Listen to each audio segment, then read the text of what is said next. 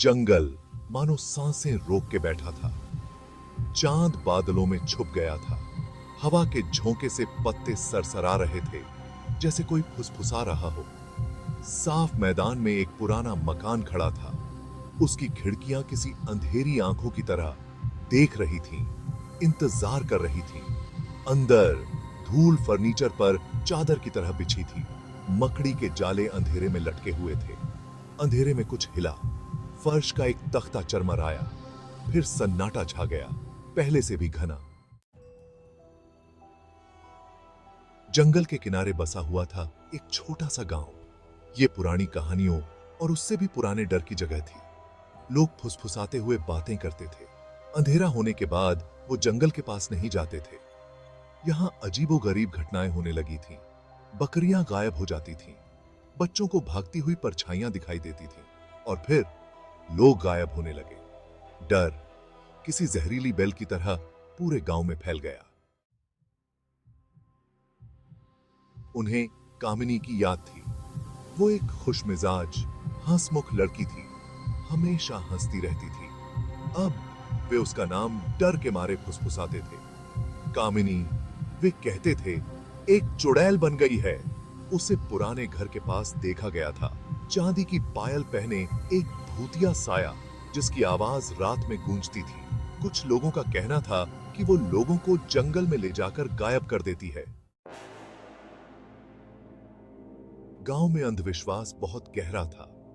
बूढ़ी औरतें पुराने श्रापों और भटकती आत्माओं की बातें करती थीं। उन्होंने अपने बच्चों को जंगल से दूर रहने की, कामिनी से दूर रहने की चेतावनी दी। डर में सच्चाई को तोड़ मरोड़ देने की ताकत होती है। पत्तों की हर सरसराहट, रात में हर परछाई कामिनी का संकेत लगती थी। गांव वाले अपने ही बनाए जाल में फंस गए थे। पांचवां भाग, अंधेरे में एक उम्मीद की किरण।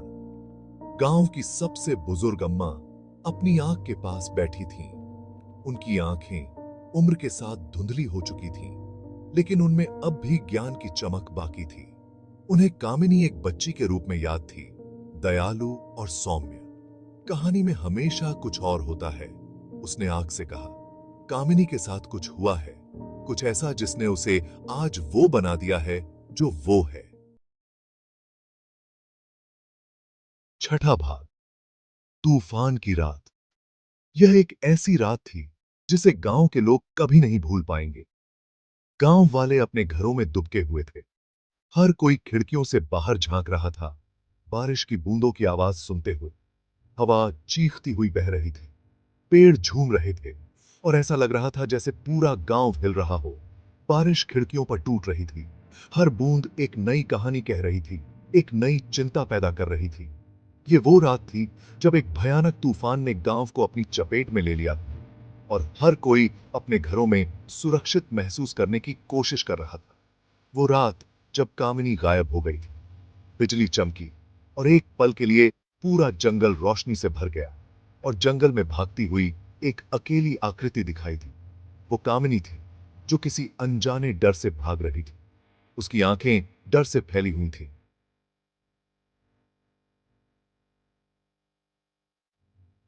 और उसके चेहरे पर चिंता की लकीरें साफ दिखाई दे रही थी। वो मदद के लिए चिल्ला रही थी। उसकी आवाज तूफान की गड़गड़ाहट में खो गई थी, लेकिन उसकी पीड़ा साफ सुनाई दे रही थी। फिर अंधेरे ने उसे निगल लिया। वो रात, वो तूफान, और कामिनी का गायब होना, सब कुछ एक रहस्य बन गया।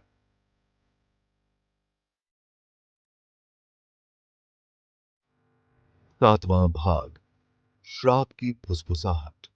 यह कहानी एक छोटे से गांव की है, जो घने जंगल के किनारे बसा हुआ था।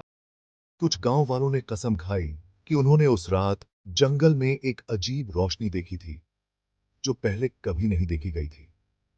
उसके बाद एक भयानक चीख सुनाई दी थी, जिसने पूरे गांव को हिलाकर रख दिया था। वे एक प्राणी, एक दुष्ट शक्ति के बारे में फुसफुसाते थे, जो जंगल में भटकती थी और लोगों को अपनी चपेट में ले लेती थी। यह प्राणी एक रहस्य था, जिसे कोई नहीं समझ पाया था।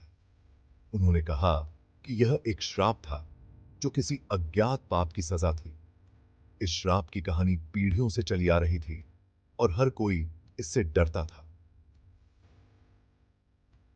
जंगल ने कामिनी को अपनी चपेट में ले लिया था और उसे अपने जाल में फंसा लिया था। उसे अपने स्वरूप में ढाल दिया था और वह अब एक साधारण इंसान नहीं रही थी और उसे एक ताकतवर आत्मा में बदल दिया था जो अब जंगल की रक्षा करती थी। यह श्राप और रहस्य की कहानी आज भी गांव वालों के बीच जीवित है और हर कोई इससे बचने की कोशिश करता है। 8वां भाग, एक मां की गुहार। कामिनी की मां ने अपनी बेटी के चले जाने पर विश्वास करने से इनकार कर दिया। वह अपनी बेटी की हंसी, उसकी दयालुता की यादों से चिपकी हुई थी। हर दिन वह जंगल के किनारे जाती और कामिनी का नाम पुकारती, मेरे पास वापस आ जाओ मेरी बच्ची। वह रोती, उसकी आवाज निराशा से भरी होती, डरो मत, मैं यहां हूं। 9वां भाग, जंगल में खोया हुआ। एक दिन गांव का एक छोटा लड़का अपने गुम हुए पतंग का पीछा करते हुए जंगल में बहुत दूर निकल गया। गांव वाले घबरा गए। वे जानते थे कि वहां उसका क्या इंतजार है। उन्हें उसकी जान का डर था। जैसे ही सूरज डूबने लगा, लंबी भयानक परछाइयां पड़ने लगीं। गांव वाले जंगल के किनारे इकट्ठा हो गए। उनके चेहरे उतरे हुए थे। उन्हें लड़के को फिर से जीवित देखने की उम्मीद कम थी। 10वां भाग, क्या सायों में छिपा है सच? इस रहस्यमयी रात में जब चांदनी पेड़ों के बीच से छनकर आ रही थी, एक अजीब सी खामोशी छाई हुई थी। हर कोई अपने घरों में दुबका हुआ था, डर और आशंका से भरा हुआ। अचानक पेड़ों के पीछे से एक साया उभरा। वो साया धीरे धीरे आगे बढ़ रहा था, जैसे किसी अदृश्य शक्ति ने उसे खींचा हो। उसकी चाल में एक अजीब सी रहस्यमयता थी जो किसी को भी भयभीत कर सकती थी। वो कामिनी थी।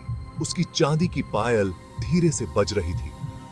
उसकी पायल की आवाज ने उस खामोशी को तोड़ दिया और हर कोई उसकी ओर देखने लगा। उसकी आंखों में एक अजीब सी चमक थी, जैसे वो कुछ छिपा रही हो, और अपनी बाहों में वो उस खोए हुए लड़के को लिए हुए थी, सही और सुरक्षित। गांव वाले हांफने लगे। किसी को यकीन नहीं हो रहा था कि वो लड़का सही सलामत वापस आ।